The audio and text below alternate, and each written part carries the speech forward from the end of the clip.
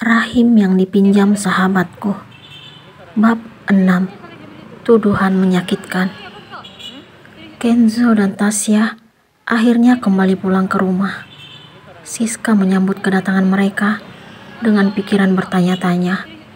Dia takut jika Tasya salah penyampaian tentang kesepakatan yang telah mereka setujui sebelum pernikahan terjadi.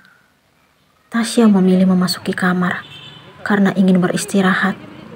Namun, sebelum dia beranjak, Siska menghentikan langkahnya. Tasya pun menghampiri sahabatnya tersebut. Dia berusaha menuruti kemauannya. "Duduk dulu, Syah. Tadi ngapain aja di sana? Papi dan Mami ngomong apa?" tanya Siska kepada Tasya. Tasya akhirnya duduk di sofa depan Siska. Sementara Kenzo memilih menjauh dari kedua istrinya itu. Dia memasuki kamar Tasya. "Papi dan Mami nanya tentang kehamilanku aja, sis." Tasya mengatakan apa yang dia bicarakan bersama mertuanya tadi. "Kamu gak salah ngomong kan, Syah?" "Enggak, sis. Kamu tenang aja." Tasya meyakinkan sahabatnya itu. "Mas Kenzo masuk kamar kamu tuh. Tolong kamu minta dia tidur di kamarku malam ini. Kamu jangan manfaatin keadaan dong. Kamu ketagihan tidur dengan suamiku." Tasya terkejut mendengar tuduhan sahabatnya itu. "Kok kamu ngomongnya gitu, sis? Hampir tiap malam aku minta Mas Kenzo supaya tidur di kamarmu aja. Tapi dia tetap ngotot harus tidur di kamarku. Kamu tenang aja. Aku akan paksa dia. Kamu gak perlu menuduhku seperti itu. Aku gak pernah merasa bangga tidur dengan suamimu. Aku tahu diri." Tasya pun meranjak meninggalkan Siska menuju kamar Kenzo. "Kamu pasti capek. Istirahat ya sayang." Kenzo langsung meminta Tasya istirahat setelah tiba di kamar. "Bagus kalau kamu ngerti. Kamu boleh keluar. Aku mau istirahat." Tasya masih sedih mengingat tuduhan Siska tadi. "Aku janji gak akan ganggu kamu, sayang. Tapi aku ingin sendiri. Aku harap kamu bisa ngerti." "Kamu kenapa, sayang?" Kenzo meraih tangan Tasya. "Aku mohon, mulai sekarang kamu gak perlu tidur lagi di sini. Aku sudah mengandung anak yang kalian harapkan. Kamu dan Siska tinggal tunggu aja sampai aku melahirkan anak ini. Harapan kalian akan terwujud." "Kok kamu ngomongnya aneh banget, sayang? Kamu itu istriku, bukan wanita yang dengan terpaksa harus melayaniku." Ucapanmu seolah-olah menganggapku hanya menginginkan tidur denganmu. Padahal kamu udah tahu kalau aku sangat mencintaimu.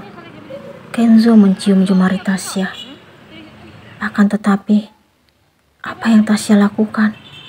Dia langsung membenamkan wajahnya ke dada Kenzo dengan isakan tangis.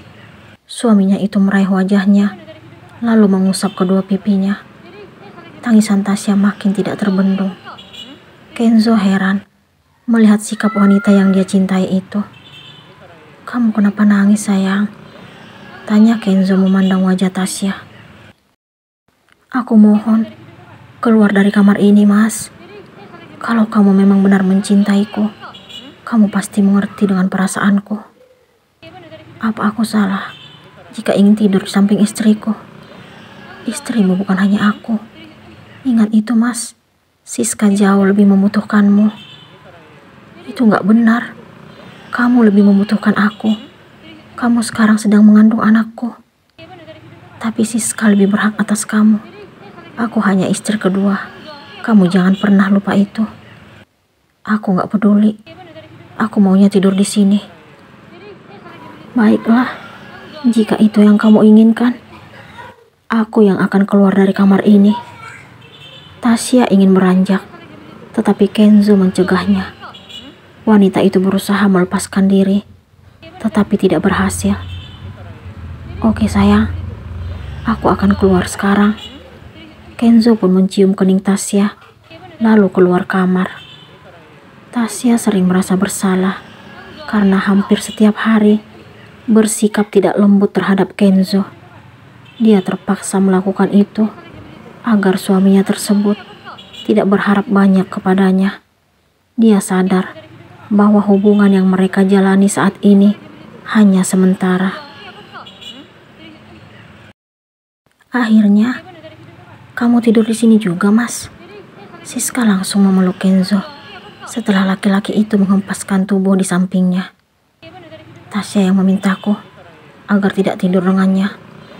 Kenzo memberikan balasan. Jadi, kalau Tasya nggak minta seperti itu, kamu nggak ingin tidur bersama aku, Mas? Mana suamiku yang dulu selalu sayang dan perhatian padaku. Jangan salahkan aku kalau akhirnya makin mencintai sahabatmu. Apalagi sekarang dia sedang mengandung anakku, penerus keluargaku. Kamu jahat, Mas. Kamu seolah-olah ingin mengungkit kekuranganku. Aku gak bermaksud menyakitimu, sayang. Aku minta maaf. Kenzo langsung memeluk Siska. Sebelum menikah dengan Tasya, Kenzo dengan tulus mencintai Siska. Namun, laki-laki itu dan orang tuanya tetap berharap ingin memiliki penerus. Kenzo sangat tahu kalau Siska tidak akan pernah mampu mewujudkan harapan itu. Kekurangan Siska tidak hanya mustahil memberikan keturunan, tetapi juga tidak mampu melaksanakan kewajibannya sebagai istri. Sejak kecelakaan nahas yang menimpa Siska terjadi, Kenzo tidak pernah lagi menerima haknya sebagai suami dari istri pertamanya itu. Hanya Tasya yang mampu memenuhi hasrat Kenzo yang kini juga mengandung benihnya. Oleh karena itu, seiring berjalannya waktu, cinta yang Kenzo miliki makin besar untuk calon ibu dari anaknya tersebut. Perasaan Kenzo saat ini tidak menentu. Dia terpaksa harus memenuhi permintaan Tasya agar keluar dari kamar istri keduanya itu. Dia mencoba menerima kembali belayan dari wanita yang pertama dia nikahi. Dia melakukan semua itu agar keutuhan rumah tangganya tetap terjaga. Keesokan hari, pagi sayang, Kenzo mendaratkan ciuman di dahi Tasya di depan Siska saat mereka berada di meja makan pagi ini. Tasya sangat terkejut melihat sikap Kenzo. Dia merasa kalau laki-laki itu tidak menghargai Siska. Dia serba salah dan bingung, apalagi melihat wajah sahabatnya itu yang tiba-tiba murung, padahal tadi masih sangat ceria. Tasya sangat mengerti bagaimana perasaan Siska sekarang setelah merasakan kebahagiaan karena dapat tidur bersama Kenzo tadi malam. Tetapi pagi ini dia dikejutkan dengan sikap suaminya yang tidak menghargai keberadaannya. Apa-apaan sih, Mas? Tasya kesal melihat sikap Kenzo. Gak salah dong memberikan kecupan untuk istriku. Kenzo memberikan jawaban dengan santai. Aku gak suka, jawab Tasya ketus. Tapi aku suka. Kenzo langsung memegang perut Tasya. Jangan dengerin omelan mama ya, nak. Mama lagi sensi sama papa. Laki-laki itu berbicara kepada bayi dalam kandungan Tasya. Maaf sis, aku sarapannya nanti aja. Tasya pun berdiri, lalu beranjak meninggalkan meja makan. Kenzo tidak membiarkan istri keduanya itu meninggalkan ruangan tersebut. Dia pun mengikutinya. Kamu mau kemana, Mas? Teriak Siska melihat kepergian suaminya. Kenzo tidak menghiraukan teriakan Siska.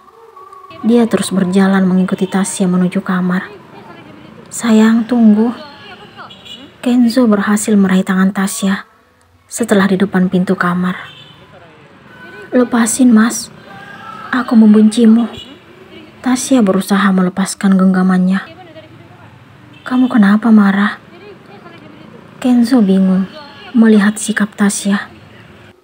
Tanya pada dirimu sendiri. Lepasin. Aku mau masuk kamar.